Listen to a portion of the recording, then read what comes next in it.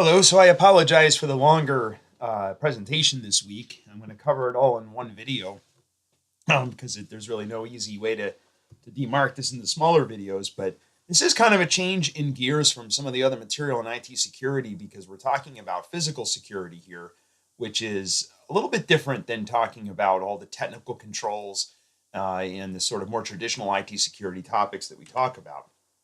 So, in this presentation, I'm going to talk mostly about all of the different physical devices and physical infrastructure that we have to protect. So, there's more than just the electronic components. I mean, we have all these electronic components. We talk about software and firewalls and hardware and things like that, but we have to protect the physical access to those devices in addition to access to from attacks over the network or through applications. So physical protection is, of course, necessary. And there's also, with physical protection, that's where usually we're talking about things in addition to theft and traditional human attacks, but we're also talking about things like protecting from fire, earthquake, hurricane, natural disasters, power failures, and things of that nature. So first, let's talk about access to a site. So your data center has to be located somewhere. If all of your infrastructure is not in the cloud, or if you're not a cloud provider, then you're going to have some infrastructure that you have to worry about that's on premise. So usually we want to restrict access to the site that contains all of this IT infrastructure. One traditional method, of course, is using key cards. This is certainly a little bit better than using traditional keys because key cards are much more difficult to copy. If you have a key, a lot of keys can be copied without your knowledge, and then you don't know that there's extra copies of the keys floating around. There are some types of locks where it's difficult to copy the keys if you're not a locksmith, but they're not foolproof. There are still ways that people can get copies of those keys, so it's still important to not rely 100% on physical keys that are a cut key because somebody can always make a copy of those keys even if they say that they can't make them. There's a machine somewhere that can do it and someone might be able to do that. At least with the key cards, it's a little bit more difficult. You have to have the specialized equipment to do that. So typically with the key cards, you'll have one located, of course, at each entrance. And the nice thing about the key cards is they can be enabled and disabled based on timing.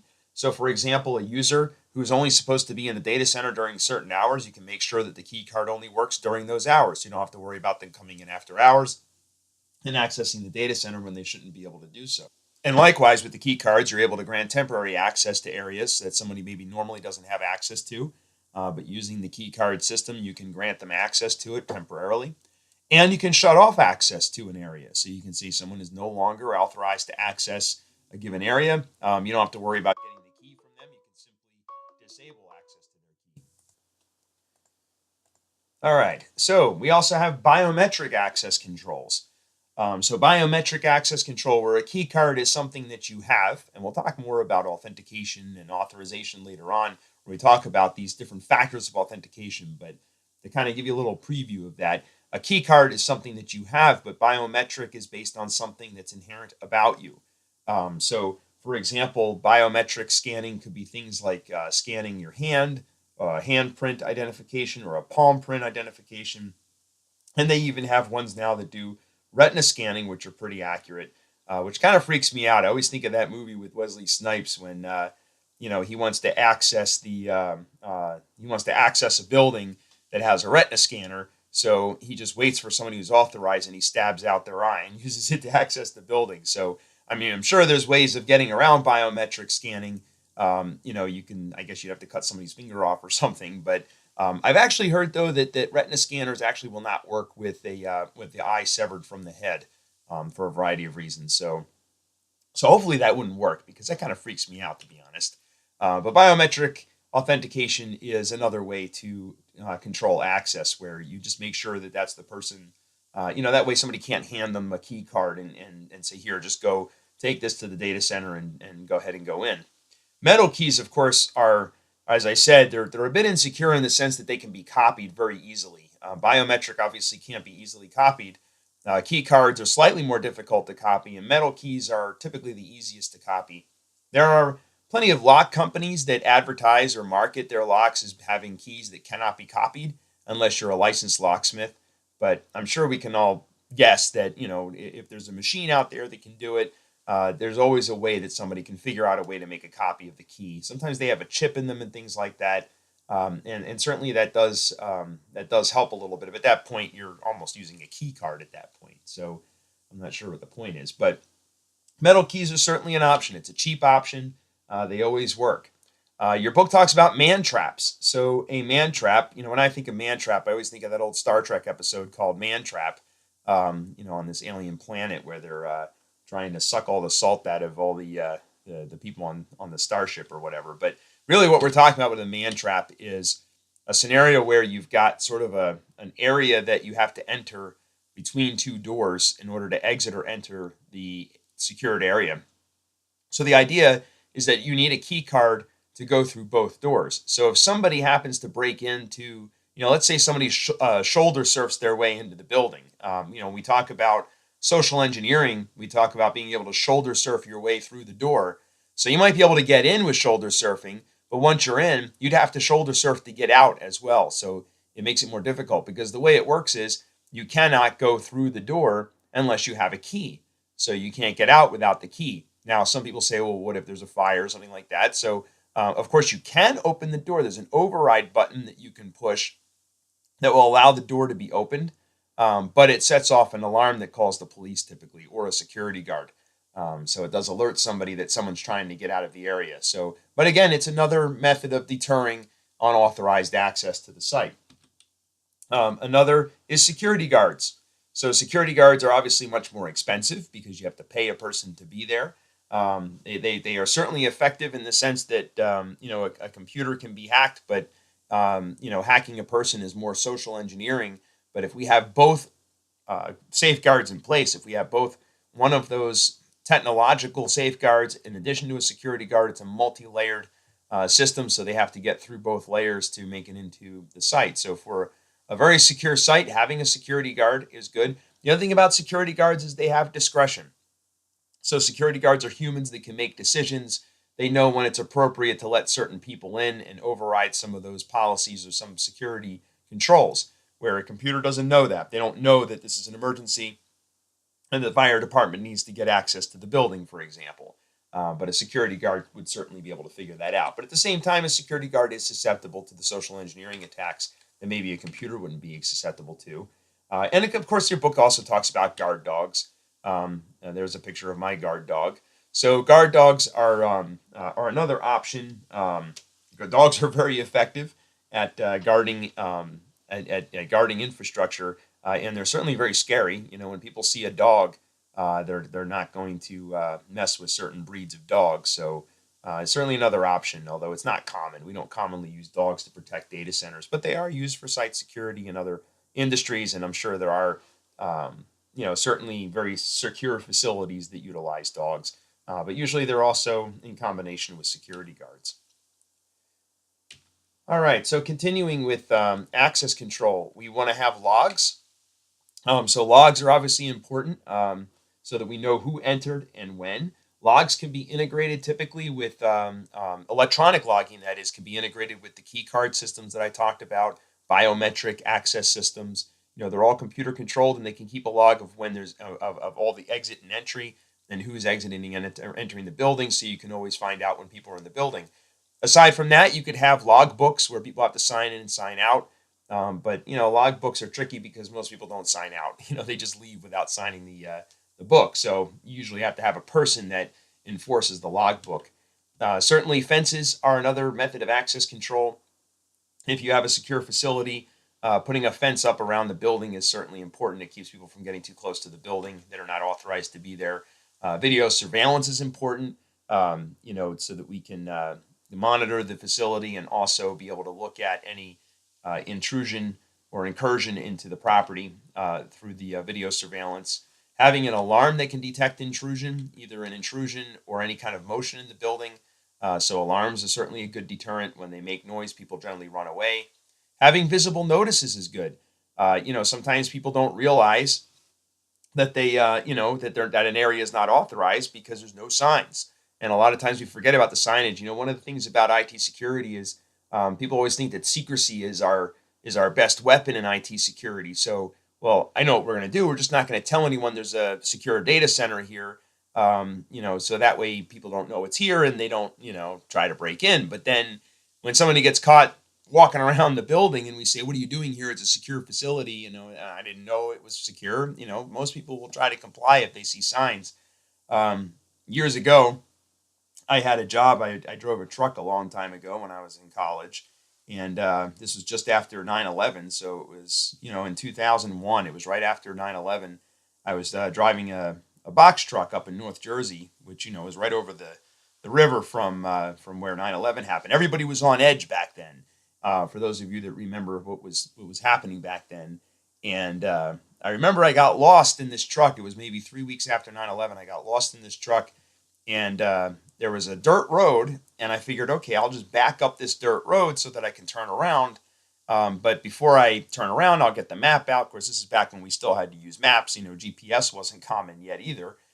So I backed down this dirt road, and I stopped, put the cab light on, and I got my map out to try to figure out where I'm going. And all of a sudden, police cars are coming out of the woodwork, coming out from all over the place. There's sirens blaring. The guns drawn. Get out of the truck, and they made me lay down on the ground. And after everything's calmed down, one of the officers came over and he said, "What are you doing here? Why are you here?" And I said, "I'm just turning around." He said, "Well, why would you back your truck up to a reservoir, to a major reservoir serving most of the North Jersey area?" And I said, "A reservoir? I had no idea it was a reservoir back here. There's no signs." And they said, "Well, yeah, of course we took the signs down. We don't want anybody knowing that there's a reservoir here. The terrorists might attack, and dump chemicals in the reservoir." So it was kind of paradoxical. They were mad at me for, getting close to the reservoir that they didn't have signage. So signage is certainly important. Exterior lighting. Studies have shown that when things are lit up, generally people are less likely, or criminals are less likely to try to break in. They even suggest in many cases in office buildings to leave the lights on when people aren't there, especially if there's windows, because then people can see in and it's harder to sneak around inside the building. So even interior lighting sometimes could be good, to leave the lights on inside the building.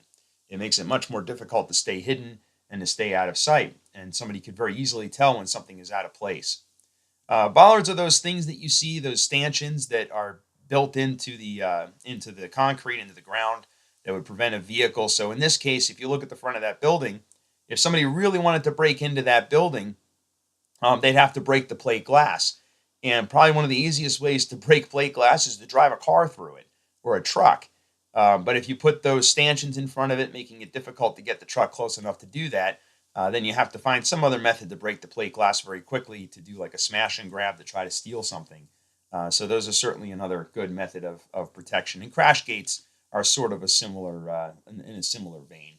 So your book talks about some of these other physical access control devices. And again, a lot of these are old technology. These things haven't changed much over the last 20 some odd years. So secure siting is basically making sure that when we locate our secure data centers, that we think about the location that we're putting it.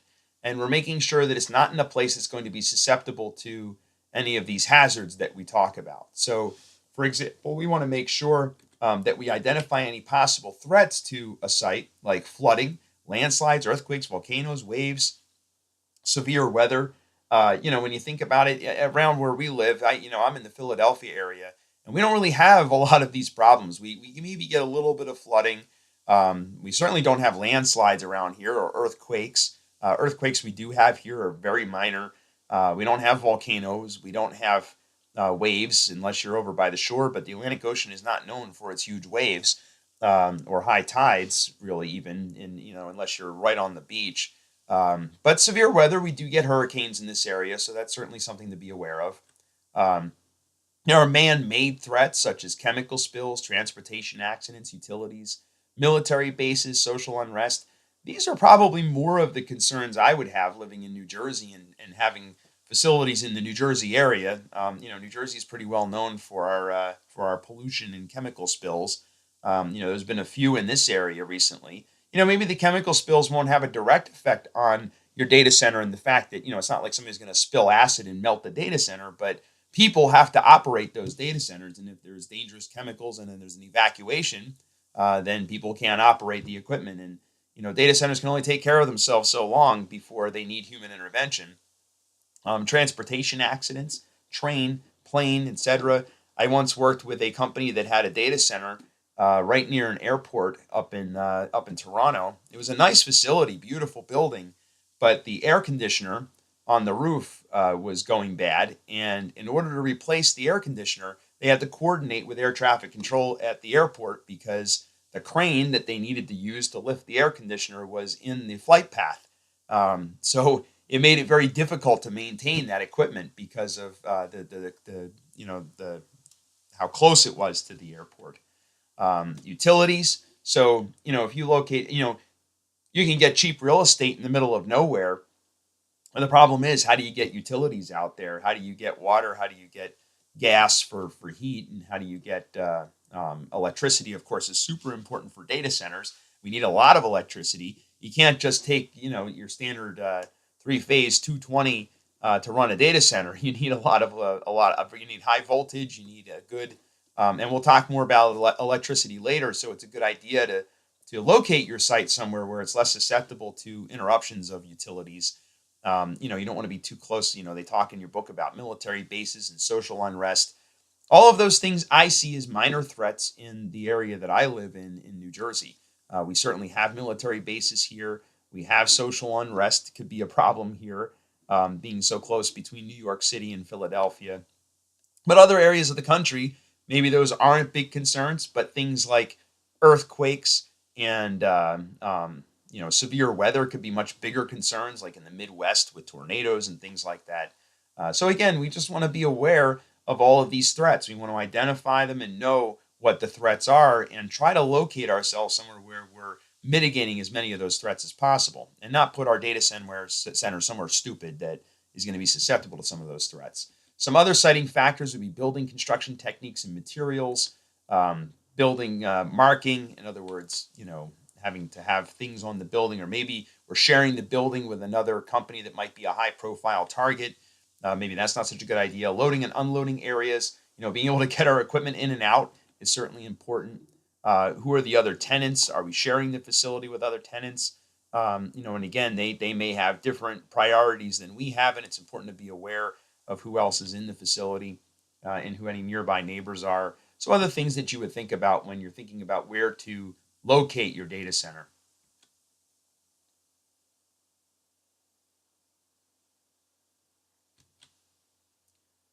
All right, so asset protection. So one of the assets that's really difficult to protect is laptop computers because our employees carry them around and take them places. And of course, the problem with laptop computers is if somebody takes a laptop, it's as if they went into our building and stole a server because there could be locally shared objects, there could be database files, there could be, all kinds of protected information that we don't want to get stolen. We don't, and again, we're not so concerned about the equipment itself. It's more the data that's on that equipment is where the value is and where sort of our headaches are when an incident happens. So if you have laptop computers throughout the enterprise, one way to help protect them is anti-theft cables, which most commercial enterprise laptops have the ability to run an anti-theft cable through a slot somewhere so that you can help protect them that way. There's defensive software like firewalls, antivirus, location tracking, destructive stolen, so that if somebody steals the laptop, you can activate something that wipes the hard drive. Or activate some kind of tracking. One thing that I don't think your book talks about in this course, or possibly, depending on what version, maybe later on there might be a version that has this, but one of the things that's been happening in IT security with laptops and tracking software is privacy issues. So employees that take these devices home at night, the question becomes, should we or can we not only track those devices, but now they have software where you can take videos with the cameras that are on these devices. If I have a work laptop that's home in my bedroom, I have sort of an expectation that my IT department isn't taking pictures every once in a while when I'm getting ready for work in the morning, or worse. So there's certainly concerns like that to be aware of, and some legalities that have to be considered. So before you put location tracking or some of this software that can help you locate a laptop by using the camera, it's important to be aware of the legal ramifications of doing so. You can have authentication, such as a fingerprint scanner. A lot of the newer laptops in the last 4 or 5 years have, as standard equipment, have little fingerprint scanners. I know a lot of the Apple devices have it now. Dell's have it. The Lenovo laptops have it. Even some of the more consumer brands like Asus and Acer and so forth are starting to use them. So if it's there, we might as well use it. We should do full disk encryption. In the Windows world, BitLocker is the way we do that. So BitLocker is a feature of Windows that uses a hardware key to encrypt the entire drive, and that's certainly something that's a good idea.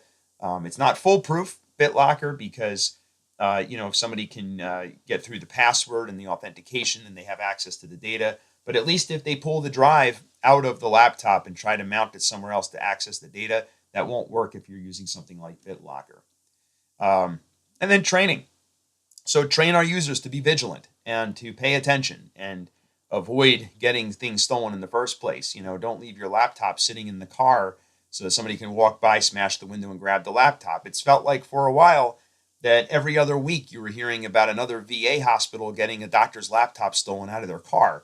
You would think they would have learned the first or third or even 10th time it happened, but it seemed like it was happening constantly. In the IT security world, we kept seeing these stories about laptops getting stolen from VA, and yet another incident, at the VA. So not to pick on the VA, but it seemed like, they're a very large health system. So, problems there are certainly exacerbated with the sheer volume of people there. But that's certainly a case where training can certainly help. And I think they've been able to do that. They've been able to use training to try to prevent that.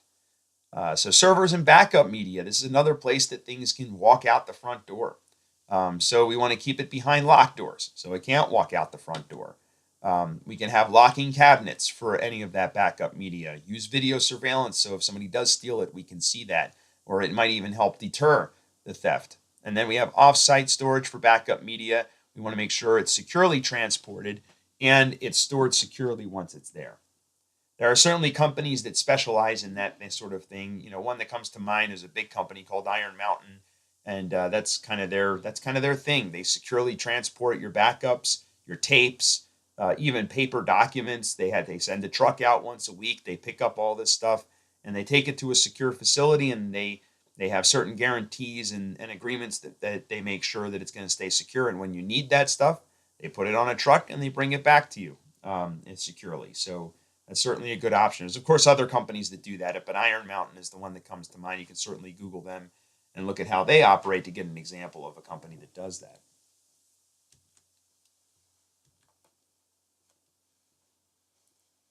All right, so continuing with asset protection, some of the other assets might be sensitive documents. So those would be things like our standard operating procedures, anything that's codified into some kind of a procedure or document or policy that's written down that somebody could use for reconnaissance. So when attackers are looking to attack a network, one of the important things they're trying to do is reconnaissance, where they're gathering information, and sensitive documents is certainly a good way to do that. So our documents should be, again, locked just like our backup media, locked somewhere, maybe in a fire-resistant cabinet or safe. Some facilities utilize a clean desk policy where employees are encouraged to make sure that they do not leave paperwork sitting on their desk. So if you're going to leave your desk, you have to lock up anything that's on your desk in a drawer. I've even seen some companies in the Philadelphia area. There's one pretty infamous company with a very strict clean desk policy. There's a bank in the Philly area that always had a very clean desk policy. You walk in any of their branches, there's never anything on the desks. Some of you may have heard of it at Toronto Dominion in the Philadelphia area. But there are lots of companies that have some variation of a clean desk policy, which would prevent somebody from being able to just walk by a desk and pick up a piece of paper or start leafing through papers to look for sensitive information. And of course, that's something that somebody who's doing some kind of social engineering attack would probably try to do. They would probably try to gain their way into the building to do some reconnaissance and maybe pick up or leaf through paperwork as they go through the building. And then, of course, secure destruction of unneeded documents. There's companies that do shredding. So when you no longer need a document, rather than throwing it in the dumpster, we should get it shredded. Equipment check-in and check-out, so we can keep track of who has which equipment. So if suddenly we realize that laptop number 7 is missing, and we don't know who has it, if we have some kind of equipment check-in and check-out policy and procedure, then we should be able to track down the last person who was known to have that equipment and find out what happened to it. and hold that person accountable to that equipment. So that's another tool that we have to help protect our assets. So continuing with this topic of asset protection, there's also damage protection that your book talks about, like utilizing earthquake bracing if you're in an earthquake-prone area. If you are susceptible to water damage, you would have water detection and drainage. This is something that anyone can do, right? So if a lot of folks in the area that I live in have basements. Basements get wet. Sometimes you don't realize that the basement, because you don't go down there, right? A lot of times crawl spaces in basements are a place that people don't go on a regular basis. So you can install a water detection alarm, and it goes off when it detects water. As most of you know, water is not our friend with electronics, right? We don't want our electronics getting wet, and data closets in buildings generally are not visited often. You put all the equipment in a closet and you forget about it. So water detection is a good idea in those environments where you might have to worry about encroachment of water. Earthquake bracing, of course, is another specialized. We obviously don't need much of that in the area that I live in, but if you live in California, or anywhere that's susceptible to earthquakes, now Oklahoma even gets earthquakes, for whatever reason, perhaps fracking. But in those cases, we might want to have some kind of earthquake bracing because, again, our servers and electronics don't really work well when they're being jostled, with all the moving parts like hard drives and so forth. It can cause damage. So fire protection is important, and I'm going to talk about fire protection in more detail in the following slides. But to kind of give you a sense of what we're going to talk about, fire suppression is important. We use smoke detectors, pull stations to alert when there's a fire, some kind of fire extinguishing system to extinguish a fire when it occurs. So let's talk about fire safety and fire security in more detail. Fire is probably one of the most serious threats to the safety of the people in our buildings, in addition to our equipment. So it's important to have fire safety, not just because of the equipment, but also because we want to protect people as well. People, of course, are very important, and the equipment would be secondary to people without a doubt. But fires are probably the most common property damage event that happens in business, for both injury, death, and physical harm. Hopefully none of you have to have this, suffer the consequences of a house fire, but they do happen. Everybody thinks it's not going to happen, but I'm sure if you post in the discussion thread for this course and ask anyone if they've been affected by a house fire, I would almost guarantee you there'd be somebody in the class that's probably experienced sometime in their lifetime a major event that caused some damage from a fire that was significant. Anything from losing an entire home to losing a wing of the home or even several rooms in a home. It doesn't take much to do a tremendous amount of damage from a fire. So our data centers, likewise, we want to protect against fire. There's a lot of equipment, a lot of electricity, so that obviously all increases substantially the risk of fire. So we want to make sure we have effective fire suppression systems installed that can help us. We want to make sure we have a way to detect those fires and so forth and so on. So the one of the methods of so when you want to protect against a fire, the first thing is fire detection. So we want to have some way to detect that a fire is happening. We also want fire prevention to prevent it from happening in the first place. So the things we can do for fire prevention, which is not covered very well in this textbook, but there are certainly things we can do to help prevent fires. Building codes and electrical subcodes and things like that, and the plumbing code, subcodes, all of those things are designed to prevent fires. When you look at the electrical subcode, almost everything in electrical subcode is about fire prevention. It's it's all about preventing fires. The entire National Electrical Code, that's all it's for. So if you follow that code, it should help protect you against fires. Make sure you're using contractors that understand. Electrical fires are probably one of the most common ignition sources for fires. So certainly important. And data centers use a tremendous amount of electricity. And most fires in data centers are probably because of electrical fires. So again, we can take some steps in prevention to prevent those electrical fires.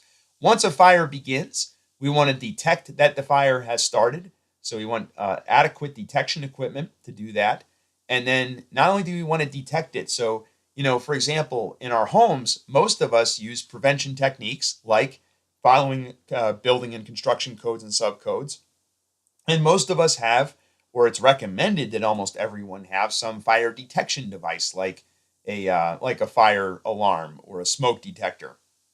But what we don't have at home that's important to have in a data center is fire suppression, which is going to help put out the fire after it's been detected. And there are a variety of ways to suppress a fire.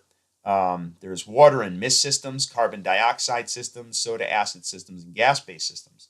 And each one of those will help put out a fire. Now, of course,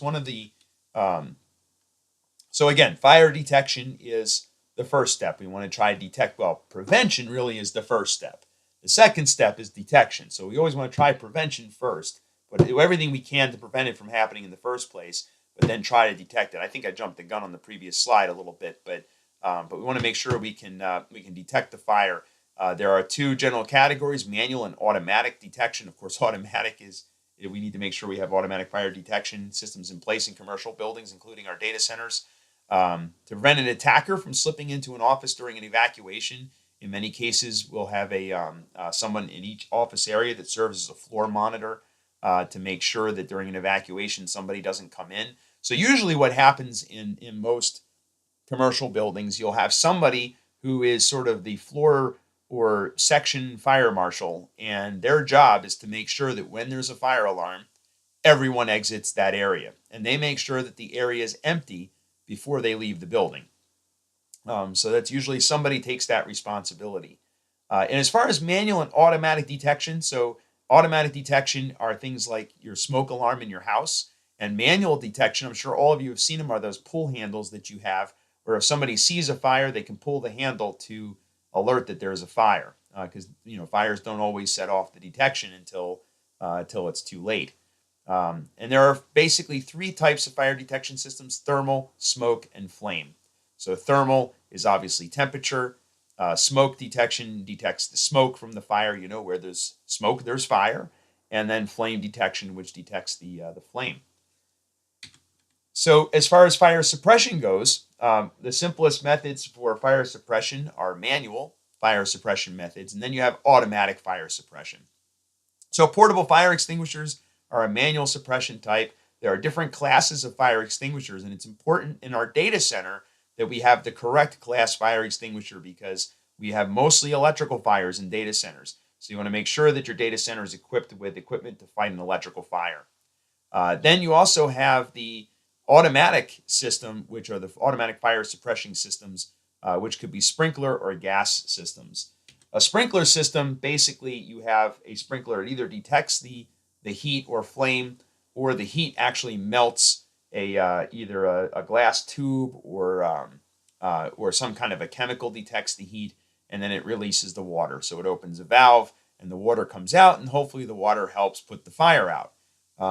Although sprinkler systems need a tremendous amount of water to put out a decent sized fire, so they are not always effective. What's more effective is gaseous emission systems. Now, there's two reasons that we would prefer to use a gas emission system for a data center. Number one, water is not as effective as gaseous emission systems in many cases. And number two, water will damage all of our equipment, where a gaseous system usually will do far less damage to the equipment. One method is carbon dioxide. So carbon dioxide basically depletes all the oxygen in the room. So fires need oxygen to burn. You get rid of all the oxygen, the fire will extinguish itself. Halon is another method. So halon is a substance that will also deplete the oxygen in the room, but halon can no longer be used. It's an ozone depleting substance. So just like CFCs and hydrocarbons or whatever it is, they're no longer allowed to be installed. Just like certain types of air conditioners. So we have to use alternatives to halon. So there are some alternatives. Some of them are not as effective as halon, although I've heard that many of them are just as effective. One thing to be aware of with these systems, however, is the way they work is by depleting the oxygen in the room, so they can harm people in addition to putting the fire out. Nobody most people aren't going to die because because water is coming out of the ceiling. You're not going to drown because water is coming out of the ceiling. It's not enough, but it's enough to help put the fire out. However, halon systems and carbon dioxide systems can cause harm to humans, so it is important to be aware of that. So most halon systems will include some kind of a warning or alert system that the halon or whatever chemical they're using that's an alternative to halon is going to be released. This is a drawing of what a typical installation of a gaseous system might look like. So this might be the data center, and these are some of the components. You can see you've got the tanks that house the chemical. So once the chemical is used, and this is really important, if you have an incident where the chemical is released into the building to help put out a fire, even if it's a false alarm and there was no fire, you still have to call the company that installed the equipment, and you have to have everything checked out because in many cases it has to get recharged, it has to get replaced. So you can't assume it's going to work the next time. Anytime there's an incident, you have to make sure you let the company know that you've contracted with to maintain that system. Otherwise, it won't work. All right, so continuing with asset protection, one of the other assets is cabling. There are certain types of attacks where attackers can splice into cabling, or they can use some advanced techniques. We didn't talk about them in this class, but there are things like the Van Eck technique and so forth that attackers can use to listen to EMI and things like that to try to detect traffic on the wire. Just because traffic is on the wire doesn't necessarily mean it's secure. But one method we have to secure that is by placing cables inside conduits so that they can't be accessed by an attacker. It's much more difficult to splice into a cable if it's inside EMT. EMT is electrical metallic tubing, so it's basically it's a metal tube through which you feed your cabling. EMT. They also sell PVC EMT or PVC tubing for electrical, which is just as good for our purposes. Again, our main purpose is just to make it more difficult for someone to access the cabling. So that's certainly one area. And also keeping it away from exposed areas. Keep it where people can't access it. For off-premise cabling security, select different carriers, utilize diverse and redundant network routing, utilize encryption. Anytime that the data is going off-premise, outside the building, we want to make sure we're using encryption. We're going to talk about encryption later on in this course, but that's certainly very important. And of course, you want to make sure you have multiple carriers for redundancy to try to protect yourself from a failure of off-premise cabling or access to the internet, I should say. Another important part of protecting our infrastructure is the heating, ventilation, and air conditioning. We have to control the environment that our servers are using. Servers and data centers put out a tremendous amount of heat, and that heat has to be counteracted by air conditioning, even if it's cold outside. In many cases, we still have to run air conditioning in the data center. They put out so much heat that that you can't just open the doors and expect it to cool down the data center. It doesn't really work that way. Although some big companies now are locating data centers in colder climates so that they can recycle the air from outside to use it to help cool the data center and save on energy costs. But most of us don't have the luxury to do that, so we have to have very effective HVAC. So it's very the thing about HVAC is it's probably one of the more fragile components of any system, of a data center, of the overall data center infrastructure. But it's extremely important. If we don't have HVAC equipment and we can't keep the room at the proper temperature and humidity, we're going to have some major issues.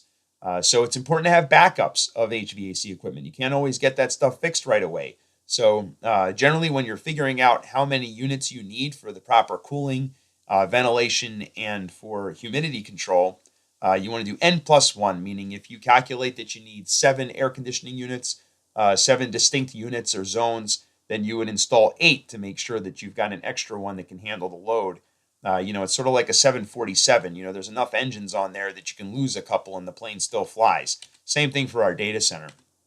Usually when you look for HVAC equipment, it's going to be rated in either BTUs or British thermal units per hour or rated in tons. British thermal units is the more accurate way to measure the effectiveness of HVAC equipment. BTUs can be measured for both heating and cooling. A lot of people think that BTUs are the measurement we use for heating and tons is for cooling, but BTUs are used for both. Usually you can get a pretty exact number, and you can calculate the number of BTUs per hour your data center is going to require. An HVAC contractor can help you do that.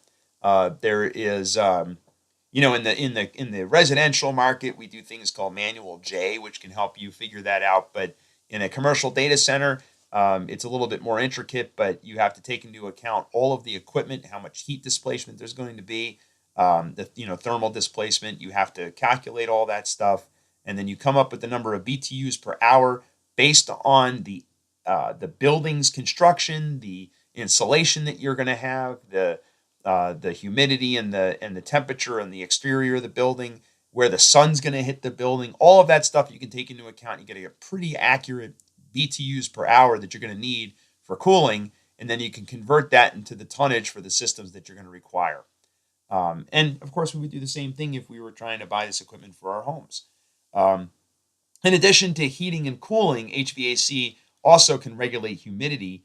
As most people know, air conditioners do two things. They remove humidity from the air and they cool. And one of the ways they cool or make you feel cooler is by removing humidity from the air. When there's less humidity, we feel cooler, which is great. But in our data centers, we want to make sure that we maintain a humidity between 30 and 50%, and air conditioners can cause the humidity to drop well below 30%. So we want to make sure we have, or we make sure the HVAC contractors understand that we need to maintain that humidity range between 30 and 50% for a variety of reasons. All right, so as far as electrical power goes, there are a lot of anomalies that can affect our data centers and our electrical service. You can have blackouts, which is a complete loss of power. That's obviously a major problem. You can have brownouts, which is a prolonged reduction in the voltage. So normally you expect a certain voltage. During a brownout, the voltage drops below that level. Electronic equipment does not handle brownouts very well. If you don't have the correct voltage feeding into your AC to DC devices like your power supplies, they're not going to function correctly, and your servers will not function correctly, and it can cause damage. You can have dropout, which is a total loss of power for very short periods of time, perhaps a few milliseconds to maybe a few seconds. You can have an inrush, which is probably one of the most common things we have in data centers. So an inrush is basically when you power on a system.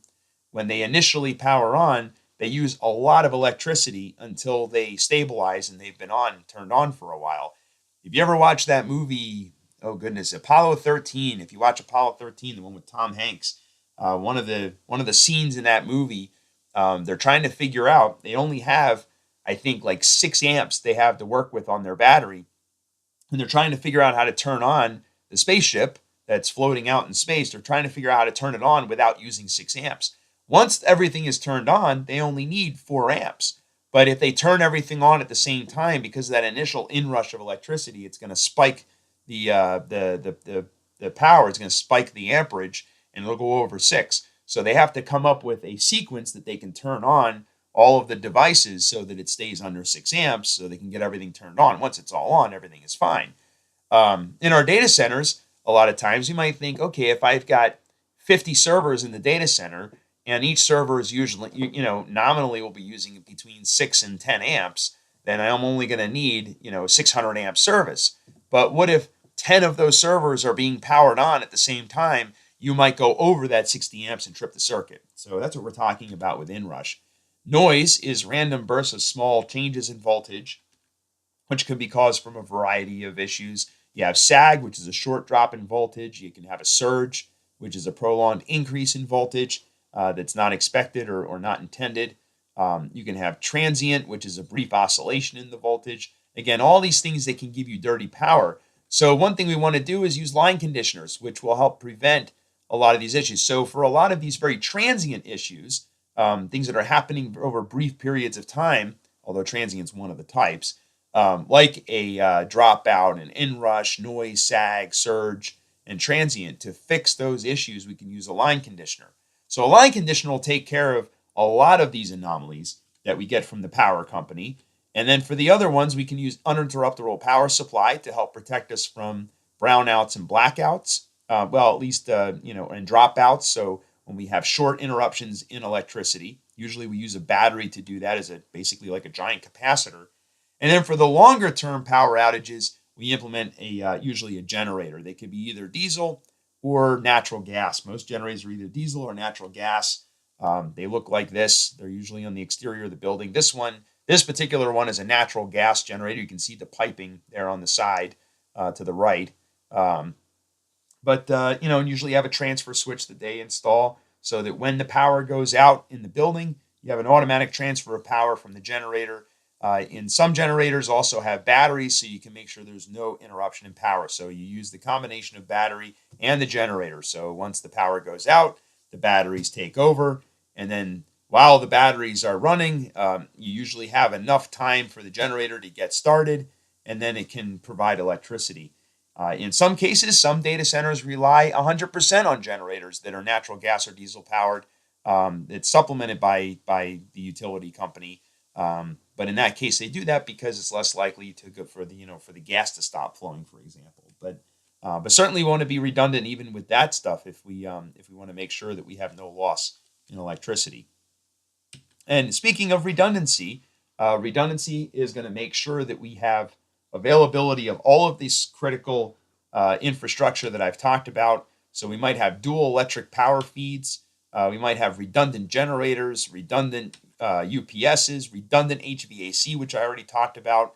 So having extra air conditioners, extra HVAC equipment to take over if any of it fails. Redundant data communication feeds, so multiple connections to the internet. And again, a lot of this stuff, you can utilize all of this redundancy. It obviously costs money, and it's certainly something from a business perspective that you have to consider what your appetite for the risk is. We already talked about risk mitigation, and all of this stuff has to do with risk mitigation, which we've already discussed. So certainly, you might not do all of these things. You might do sort of partially some of these things. Again, it all depends on what kind of risk you can accept, but these are all the methods we can use to try to mitigate those risks as much as possible. So that concludes our discussion on our environmental and physical security.